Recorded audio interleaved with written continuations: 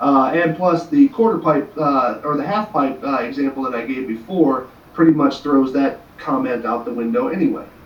What do you call it? The fact that you cannot see her feet shows that she has gone beyond the vanishing point. Well, horseshit. God, I've already talked about what a crock of horseshit that is. And I'll come back to it soon. I'll try to make this fast. One Metabunk curve calculator. Can you see everything on that screen? Can you heck as like? One Metabunk curve calculator, which you can see, which has got at the top entry boxes for your height and your distance, and then it's got this text feed out for how much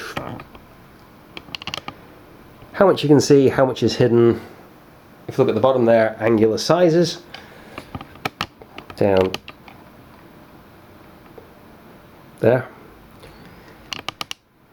and underneath that it's got this wonderful diagram actually showing you what it's talking about. With the viewer over here looking at an object over here, the tilt is the angle between what's considered up here and what's considered up here. How much is hidden, how much is visible. That angle is how far below eye level you have to look to see the horizon and the lowest visible part of that. And it lets you drag them around so you can do this. If I do that, you're exactly equidistant. And the Sagittary is kind of the height of the hump. And nowhere, as some people are fond of pointing out, there you go, get this side of the horizon, there is nothing hidden. But you know, it's meant to be used for stuff like this kind of distance. Nowhere here does it talk about perspective. Well, it does, it's got the angular sizes further up. Nowhere does it talk about the Rayleigh limits. So let me talk about the Rayleigh limit, which I have got set up here. Behold, a diagram of a really crude, simplistic camera that would take really crap pictures. Cardboard tube, magnifying glass in the left side, sheet of tracing paper across the right side. Just try to centre it here. Central enough, what the heck. If you stood in a dark room, or in Latin a camera obscura, looking out through the window at something, a brightly lit scene, the magnifying glass would focus an image of that scene onto the tracing paper on the back. Inverted, but in focus, real image, and you could see it, which is not really useful. If you put photosensitive film there, you can take a picture, originally very slowly. This single lens design has a problem, which if you're familiar with the Pink Floyd poster, you may recognise, because the top of this is effectively part of a triangular prism. And in that poster you have white light coming in, and then the red, orange, yellow, green, blue, indigo, violet get spread out, get refracted by different angles, because the shorter wavelength violet light gets refracted more than the longer wavelength red light. I don't have a diagram of that here. I do have a diagram of 3 single colour light sources. Red high up, green in the middle, purple low down, violet low down.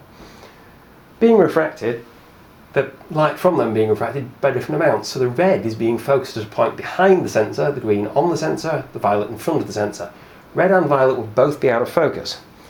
If you slid the lens tube and the sensor tube one over the other to increase the distance, you could focus the red, but then green would be out of focus, violet would be very out of focus. Or you could shorten the distance to get the violet in focus, but then green would be out of focus and red would be very out of focus. And at those extremes, if you're looking at a white light source, you will get orange, yellow, green, blue, indigo, violet halos around it, or indigo, blue, green, yellow, orange, red halos around it. Neither of which is what you want. This is called chromatic aberration, and you can look at how cameras fix it by having multiple lenses made of multiple different materials.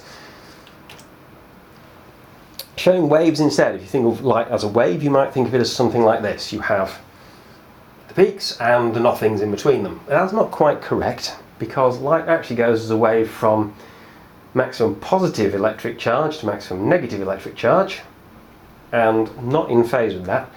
From maximum magnetic field one way to maximum magnetic field the other. It's an electromagnetic radiation, so yes, electric and magnetic components.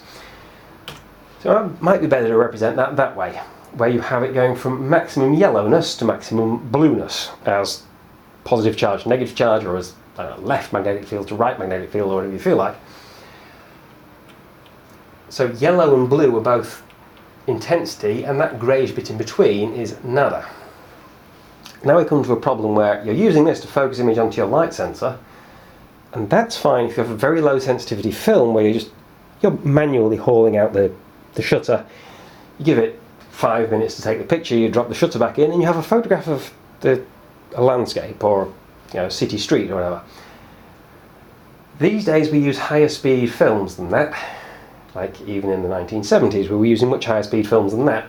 We could photograph sports. For that you need a very short exposure time.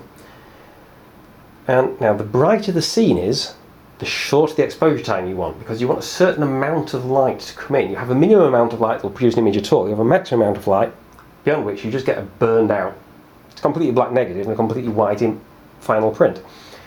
You need to control the amount of light that comes in.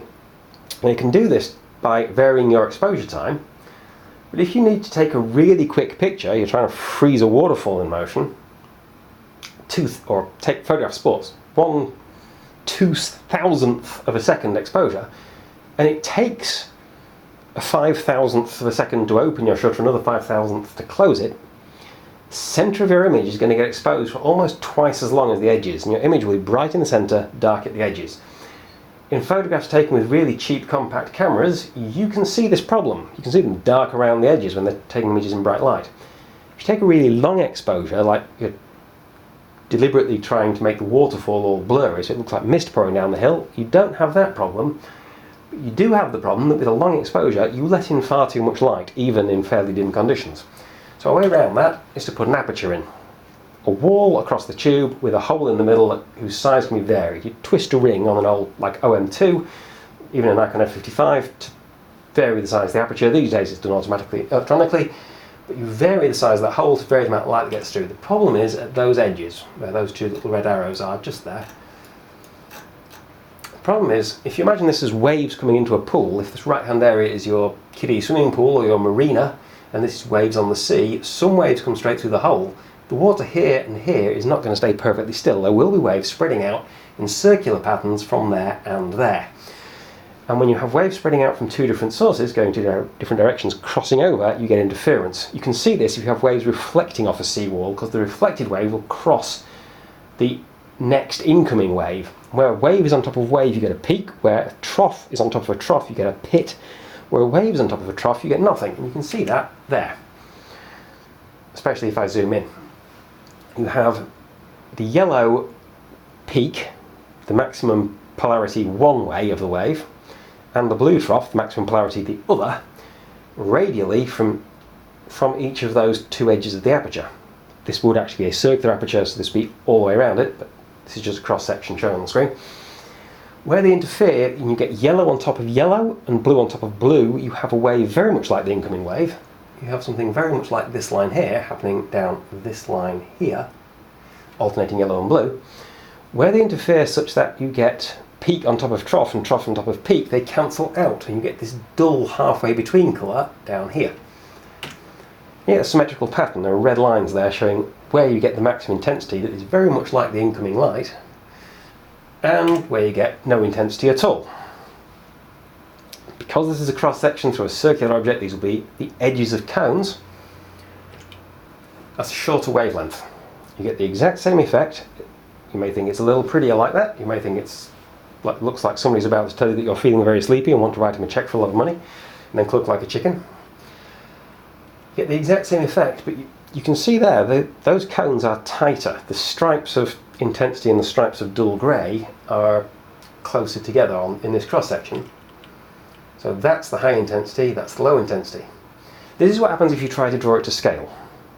That's a 2.5mm millimetre aperture, sorry.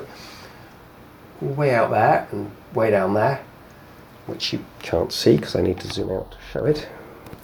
2.5mm aperture from there to there, and I think that's a 700 nanometer wavelength red light. Zooming in on the right of it, you get the exact same effect with the stripes. I've done white for the max intensity and black for the least across the sensor. This is the same thing with a 400 nanometer wavelength. So because it's a circular pattern, you will get this. You'll get the central spot, which is actually going to have light that came directly through the aperture and didn't get diffracted at all. So that's going to be the brightest. Around it, you get this quite bright ring. These rings further and further out will get less and less intense. You get that with red, but as I demonstrated with the wavelengths, the shorter wavelengths produce tighter patterns. So orange, yellow, green, blue, indigo, violet. You are getting very sleepy. You want to write me a check for a huge amount of money and then cook like a chicken. If you put two of them side by side, because you have 2 point light sources, you're going to get 2 patterns that overlap. Now here I've put this centre on the second bright ring around that centre. On the second dark ring around it, on the first bright ring around it, on the first dark ring around it. And according to a clever chap called Mr. Rayleigh or Raleigh or something, that is the limit of how close together those 2 red lights can be in angular terms, how close together they are at a fixed distance, or how far away you are from them if they're a fixed distance apart, where you can tell that they are 2 separate light sources. And the size of that pattern will be affected by the wavelength and by the size of your aperture, so it's also the limit of how small an aperture your camera can use when you can still tell they're separate light sources. According to Mr. Rayleigh, you can't tell that's 2 separate patterns. You can't be sure it's not just one wide bar.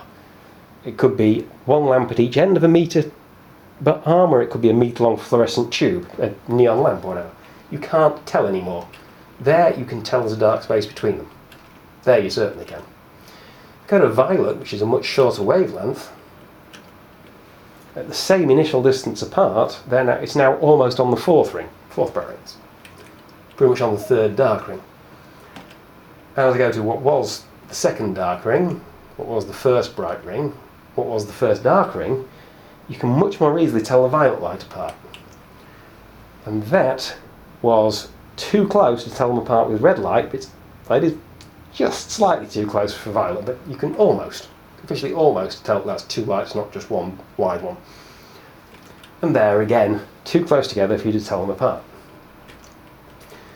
And this would be what you get with blue light, sky blue, of a 470 nanometer wavelength, same scale as those previous patterns, shining past the edge of an object, a building, a cliff, a really wide mast, whatever. That's what you get if you have that pattern shining from both sides. You effectively have centres all over the left area and all over the right area. Zoom back in for you. And in between you get the rings, where the rings line up, you get this bright edge, which is the combined edges of the rings, then have darker and darker edges across from each side. As you back away from this object, or it gets narrower, or your aperture shrinks, and you zoom out at the same time, that seems unlikely.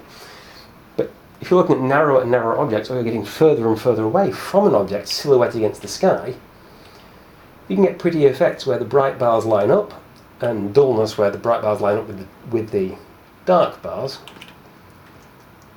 And eventually you'll get down to something like this, which is where you have the first dark bar from one side lined up with the second dark bar from the other, and the first bright bar from each side lined up together down the centre.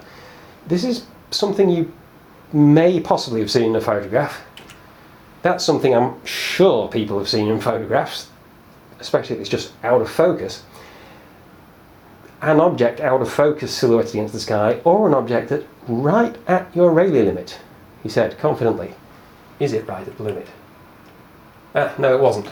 That's where first bright and first dark from the 2 different sides line up. That's where the first dark bar from each side lines up. And that is your official Rayleigh limit, where the first dark bar in the pattern created by the right side of the image is at the left side of the object, and vice versa. So if you're at a distance where you get that, your view of a tall thin object silhouetted against the sky looks like that, you can tell it's there. If it looks like that, you can't. This of course is assuming that when you look at that, you're actually getting this many pixels. This is an 800 by 400 pixel image. If that's just 2 pixels of your image, if you are taking this photograph with a camera that for some reason has a 320 by 240 pixel sensor at the back of it, it doesn't matter how good your lens is or how good your aperture is. If you've got a 320 by 240 pixel sensor, you're not taking particularly good pictures. You might, but they'll be particularly good pictures of particularly tiny areas of your view, if this is just 2 pixels, if everything here is just 1 blue pixel and everything here is just 1 blue pixel, you won't see that. So we're assuming you've got a really good camera with a really good sensor. Can see that's there, can't see that's there, according to Mr. Rayleigh. Mr. Rayleigh's actual formula is in the top right here. The sine of the angle between the angle subtended at your camera by 2 light sources.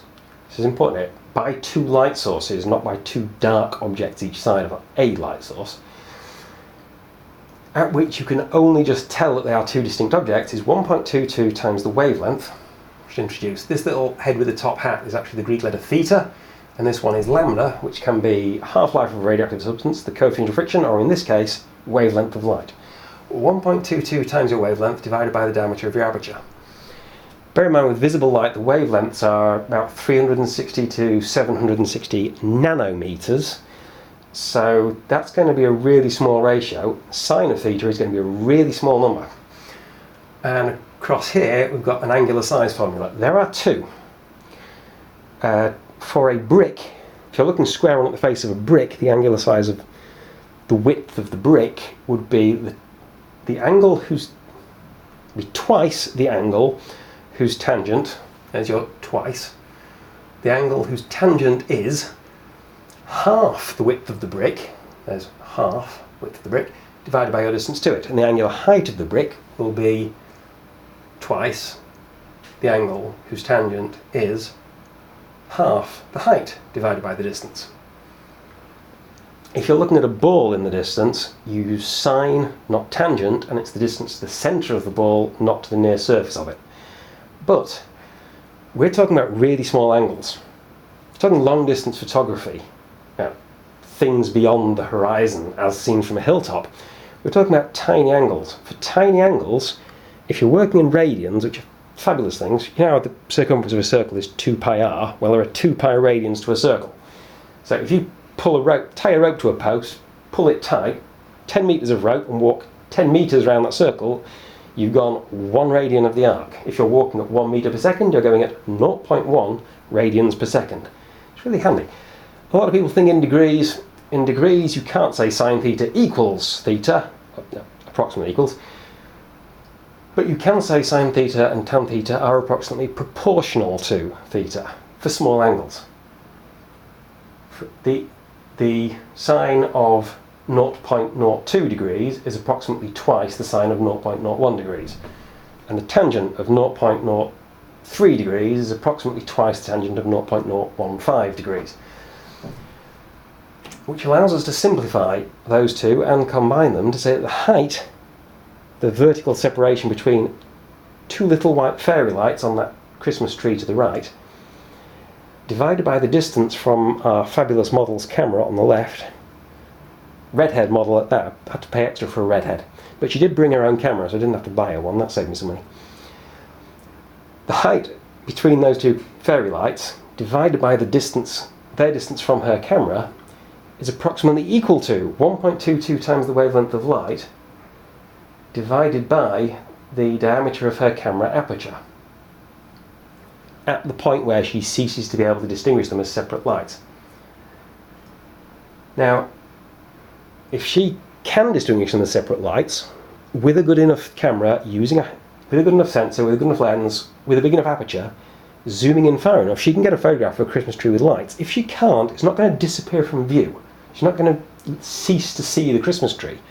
If she's taking the photograph in the middle of the night, she'll be able to see it from miles beyond that limit. But the lights will blur together. You won't be able to tell that they're separate fairy lights. You won't be able to count them. You can still see them. We can rearrange that to give us a distance limit. The distance at which she can tell the lights apart is approximately the height between the lights times the diameter of her aperture divided by 1.22 times the wavelength. To do the proper calculation, there's an example which is absolutely hideous.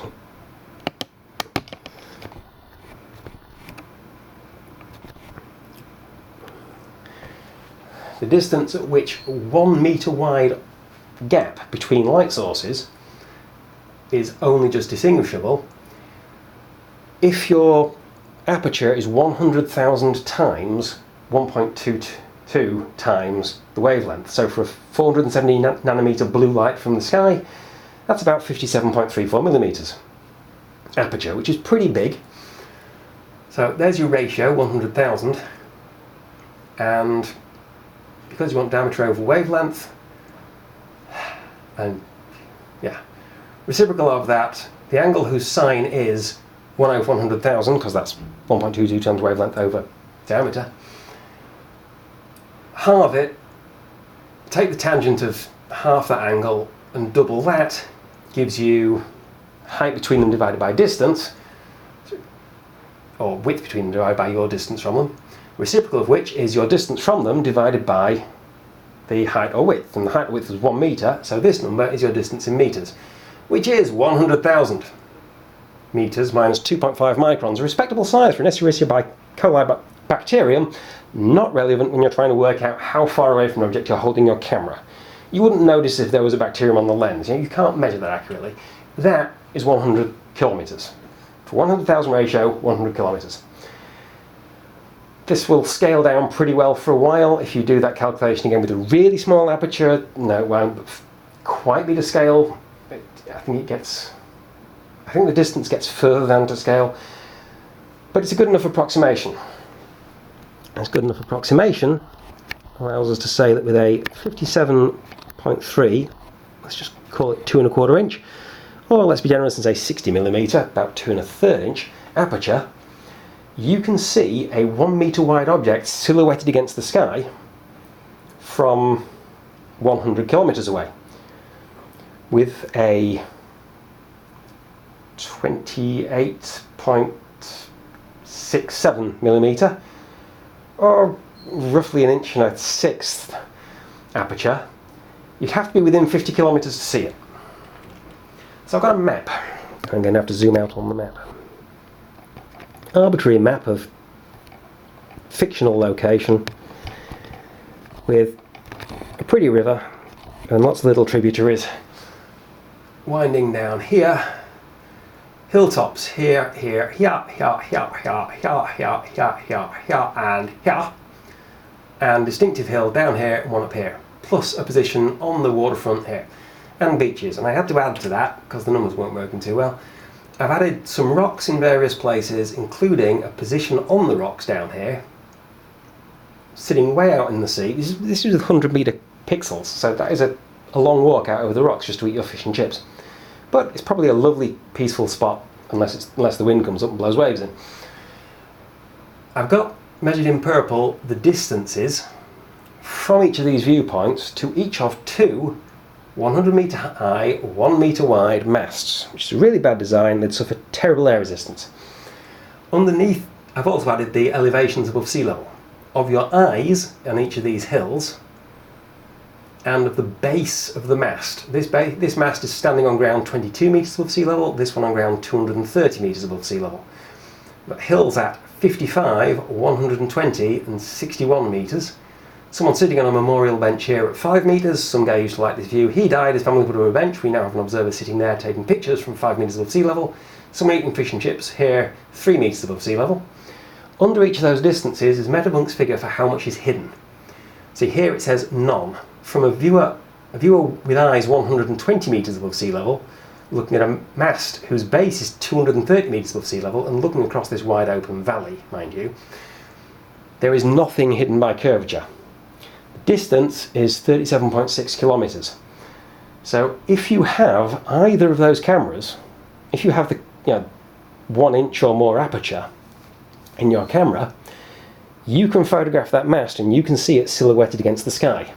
But if you're using a smartphone with a crappy tiny little lens, or even a really good tiny little lens, and a 5.734 millimeter aperture, you can only photograph that mast from within 10 kilometers. At that distance, you won't be able to see it. It'll be well above the horizon. It's above eye level.